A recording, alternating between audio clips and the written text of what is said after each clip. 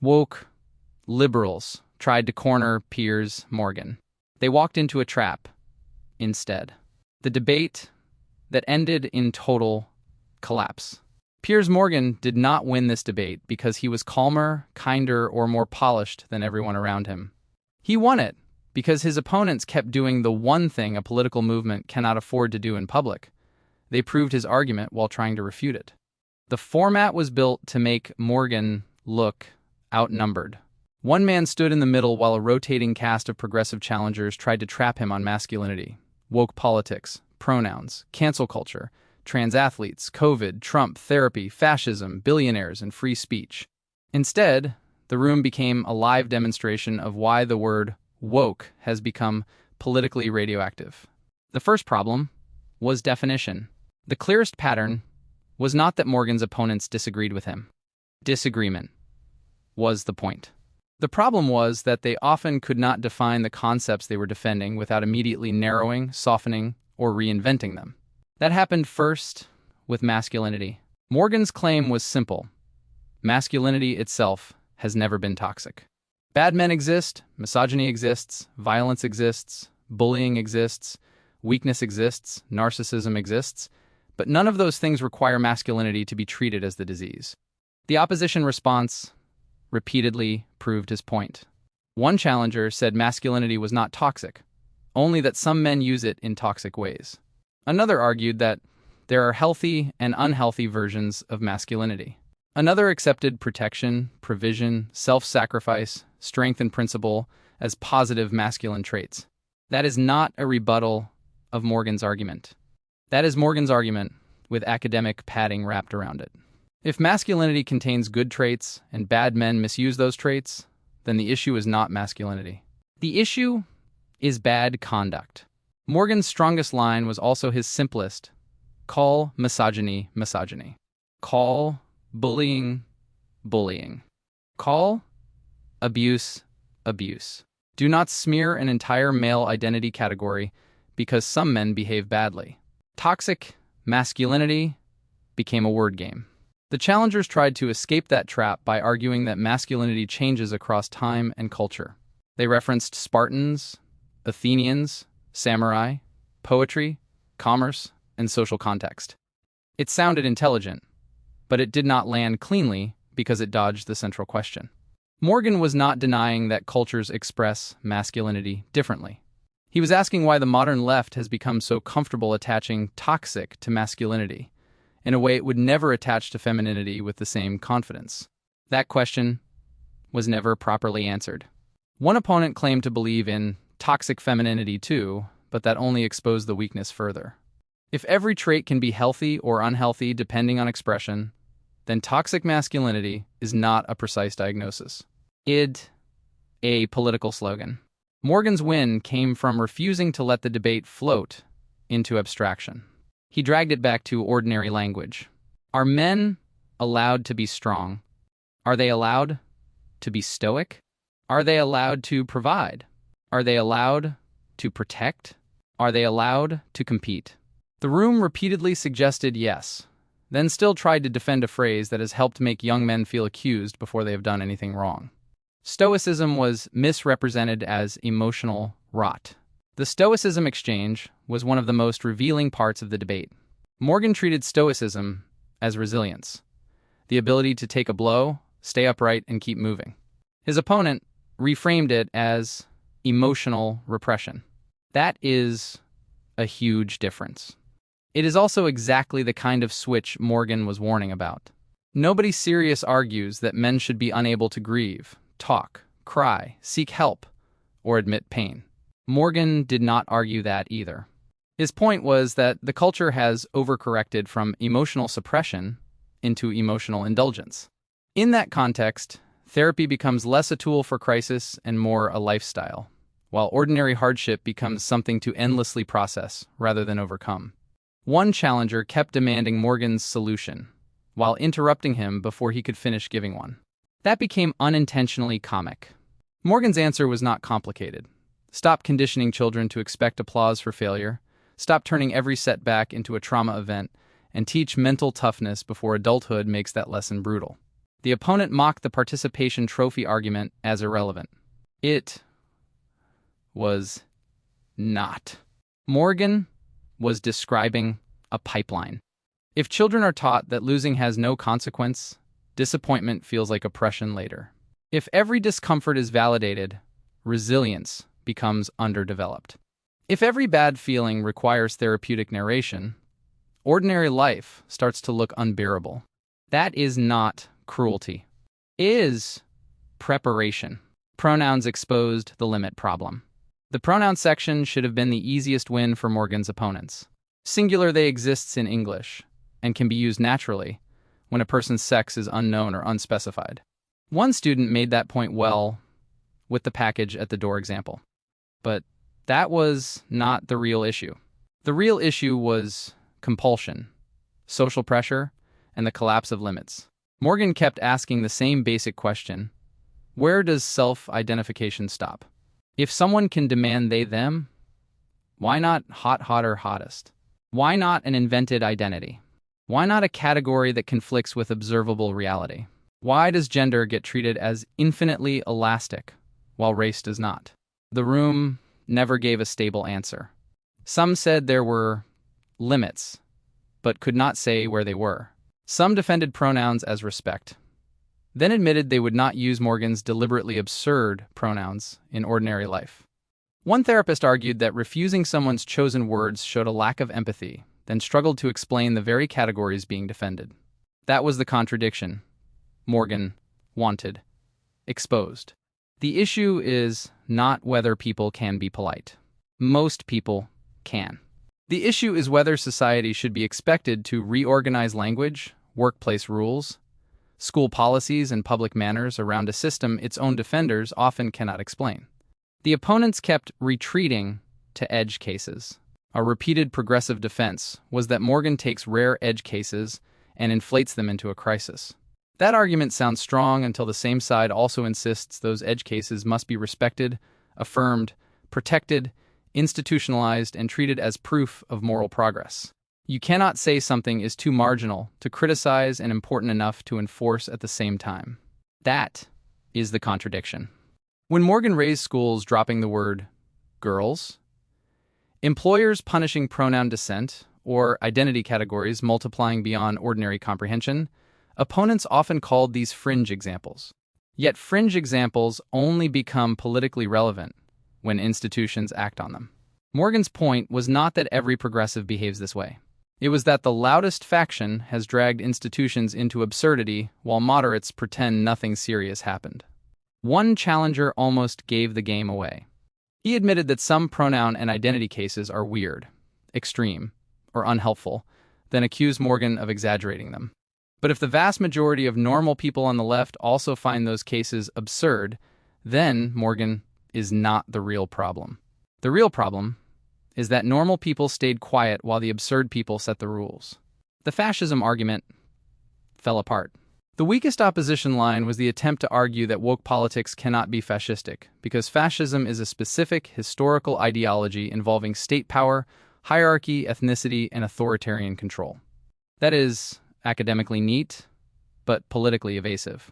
Morgan was not writing a dissertation on Mussolini. He was arguing that the woke left often behaves in a coercive, censorious, authoritarian manner while calling everyone else fascist. That charge is much harder to dismiss. His opponents wanted fascism defined narrowly when applied to woke politics, but broadly when applied to Trump, conservatives, free speech campaigners, gender-critical feminists, or anyone outside the progressive consensus. That is the double standard. Morgan's point about Charlie Kirk was brutal because it moved the debate from vibes to consequence.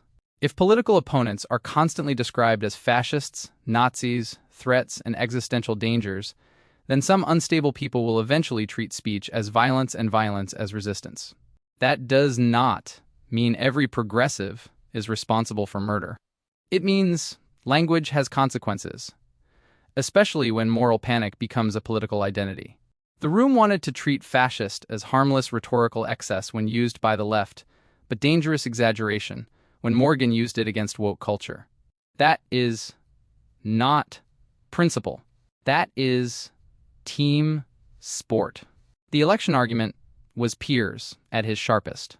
The most politically important exchange was about trans issues and Donald Trump's re-election. Morgan argued that cultural issues cut through because normal voters had become tired of being lectured, shamed, and told obvious things were complicated. His opponent tried to answer with polling that ranked the economy far higher than transgender issues. That was true as far as it went, but it missed the point. Elections are not won only by the issue voters list first. They are also shaped by trust, irritation, identity, class resentment, cultural alienation, and the feeling that one party no longer speaks like a normal person. Morgan understood that. His challengers largely did not. A voter can care most about inflation and still be repelled by gender-neutral Olympics. A parent can care most about rent and still dislike biological males in women's sport. A working-class voter can care most about wages and still conclude that a party obsessed with pronouns is not serious about ordinary life.